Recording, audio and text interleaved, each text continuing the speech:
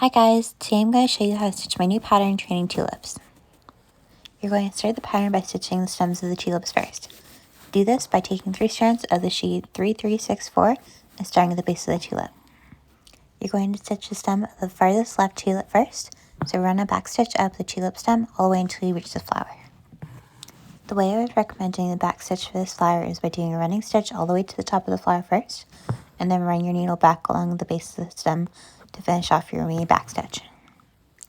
I find this method of back stitch helps you stitch a little bit faster, and is also a good way to help gauge the length of your stitches as well. Continue running your needle down the length of the stem until you finish back stitching all the way down to the bottom.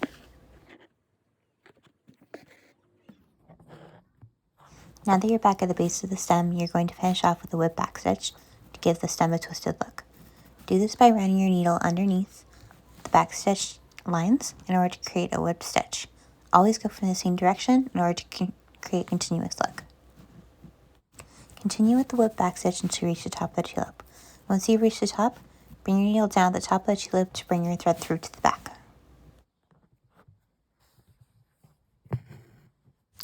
Use a color guide to figure out what stems need to be stitched with that same color. Finish them off with a whip back stitch and you're done. From here you're going to want to knot off your current thread. Do this by bringing your needle underneath one of the strands, create a small loop, and pull your needle through to secure a tiny knot. Make sure to snip off your remaining embroidery floss. The next step is to use the next green shade, 471, to finish off the remaining stems. You're going to finish off the remaining stems the same way as before. All you need to do is do your basic back stitch up and down and finish off with a whip back stitch.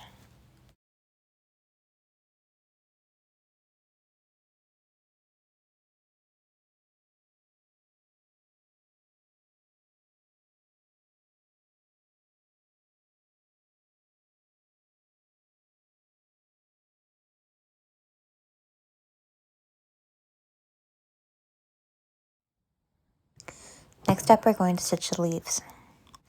Use the color guide to locate what color you need for each leaf. Using 3 strands of floss, start by running 1 stitch all the way down from top to bottom. Next, you're going to bring your needle to the right of the base and bring it back up to the top right.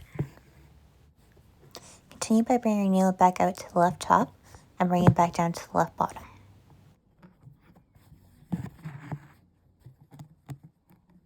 You're going to continue alternating sides until you filled in the full shape of the leaf.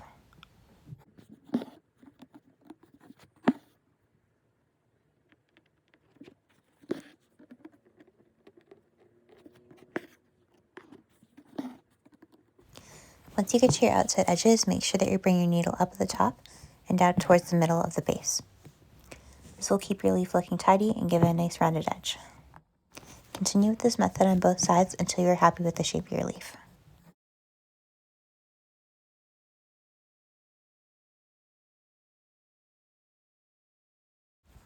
This should leave you with a shiny finished satin leaf.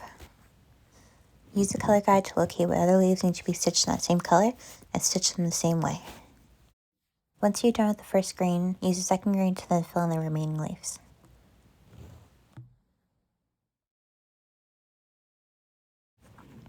Now that all the stems and leaves are stitched, we're going to start on the tulips. Do this by taking the darker pink shade 760 and start your tulip at the very middle by bringing your needle from the top to the bottom. You're essentially going to fill in the petals of the tulips the same way you filled in the leaves. Do this by running your needle from top to bottom on both left and right sides, filling in the center, and then use your needle on the left and right sides down towards the middle to round out the edges. Make sure that you're running your needle down towards the middle on the outside edges, because that's what's going to give each tulip petal that curved shape. Once you finish the middle petal, stitch the outside petals the exact same way.